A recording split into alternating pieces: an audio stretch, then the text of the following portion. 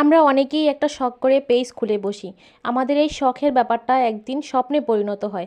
আর এই স্বপ্নটা তৈরি হয় আমরা যখন বড় বড় কন্টেন্ট ক্রিয়েটরদের ভিডিওগুলো দেখি, ডেইলি ব্লগগুলো দেখি, তখন থেকে আমাদের এই স্বপ্নটা তৈরি হয়। আমরাও ভাবি আমরাও এখান থেকে অনেক কিছু করতে পারবো, কিন্তু না, ততটাও সহজ না এই পথটা। এই পথে আসতে হলে আপনি তখনই বুঝতে পারবেন যখন থেকে আপনি ভিডিও এডিট করা শুরু করবেন, ভয়েস ওভার দিতে শুরু করবেন, তখন থেকেই বুঝতে পারবেন আপনার কত কিছু মেনটেন করে চলতে হয়। প্রথমেই আপনাকে ভয়েস দিতে হলে প্রথম যে বিষয়টা আপনার মাথায় রাখতে হবে সেটা হচ্ছে প্রচণ্ড সাহস। প্রচণ্ড সাহস নিয়ে আপনাকে অবশ্যই ভয়েস ওভার দিতে হবে। সৃষ্টিকর্তা সবাইকে সমান গুণে গুণান্বিত করে সৃষ্টি করেন না। অবশ্যই এক একজনের ভয়েস এক এক রকম হবে, এক একজন এক এক গুণে গুণান্বিত। তাই বলে যে আপনার ভয়েসটা খারাপ হবে এমনটা কিন্তু না।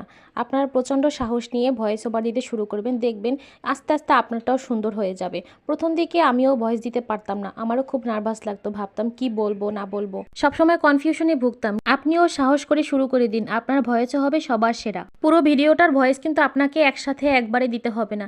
আপনি ক্যাপকাট বা ইনশট অ্যাপ দিয়ে আস্তে আস্তে অল্প অল্প করে কাট করে করে পুরোটার ভয়েস দিতে পারবেন। আপনি যে বড় বড় কন্টেন্ট ক্রিয়েটরদের দেখছেন তারা কিন্তু একসাথে একবারে পুরো ভিডিওর ভয়েস দেয় না, তারাও কিন্তু কাট করে করে ভিডিওর ভয়েস দেয়, যেখান থেকে খারাপ হয় সেখান থেকে রিমুভ করে আবার ভয়েস ওভার দেয়। অনেক আপুরাই আছেন যারা আবার টোটালি ভয়েস দিতে চাচ্ছেন না, তারা কিন্তু ভিডিওর র সাউন্ড বা রান্নার নিজস্ব সাউন্ডটা রাখতে পারেন। আবার অনেকেরই ভয়েসের ভিতরে নানা ধরনের শব্দ আসে বা বিভিন্ন সাউন্ড শোনা যায়।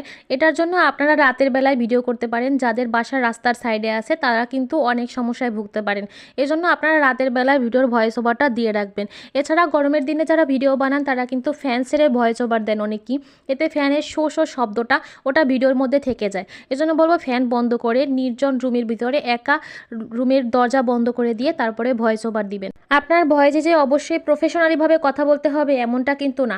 আপনি যে ভাষায় অভ্যস্ত, আপনি যেভাবে কথা বলতে অভ্যস্ত, আপনি সেভাবেই কথা বলবেন। আমি বাসায় যেভাবে কথা বলতে অভ্যস্ত আমি কিন্তু সেইভাবেই ভয়েস ওভার দিই। আমার কথা শুনলে অবশ্যই বুঝতে পারবেন আপনারা। আপনি যে ভাষায় কথা বলেন না কেন আপনার কথাগুলো ক্লিয়ার রাখতে হবে। ক্লিয়ার কথা স্পষ্ট না হলে কিন্তু অডিয়েন্স আপনার কথা বুঝতে পারবে না। আপনার ভিডিও কোয়ালিটি সম্পন্ন করতে ভয়েস খুবই গুরুত্বপূর্ণ একটা বিষয়। তবে কখনোই মিউট ভিডিও আপলোড করা যাবে না, এটা কিন্তু ফেসবুক কখনোই সাজেস্ট ফর ইউতে নিবে না। আশা রাখছি আপনারা বিষয়টা খুব সুন্দরভাবেই বুঝতে পেরেছেন। আপনাদের সঙ্গে কথা বলতে বলতে আমার আম্মুর হাতের খাসির গোশত ভুনাটা অলমোস্ট ডান। আমার ভিডিও যারা দেখেন তারা অনেকেই জানেন আমি বরিশালে বেড়াতে এসেছি আমার আম্মুর কাছে। আমার আম্মুর খাসির গোশত ভুনা ছিল, খাসির মাথাটাও ছিল, খুবই টেস্টি ছিল ওটা। মাঝখানে মনে হলো একটু ভাইরাল ডিম ভর্তা বানায়। আপনারা যারা এখনও এই ভাইরাল ডিম ভর্তাটা ট্রাই করেননি তারা অবশ্যই এটা একবার ট্রাই করে দেখবেন। এটা টেস্টই আলাদা। বিশেষ করে এটা তেঁতুলের চাটনি এবং বিট লবণের কারণে খুবই মজার হয়। ভিডিওতে দেখি সবাই আস্ত একটা ডিম মুখের মধ্যে দিয়ে তারপরে খেয়ে ফেলে, কিন্তু আমি সেটা পারলাম না আস্ত ডিমটা খেতে। অনেকবার ট্রাই করেছি কিন্তু হয়নি, আমি অল্প একটু তারপরও রেখেছিলাম।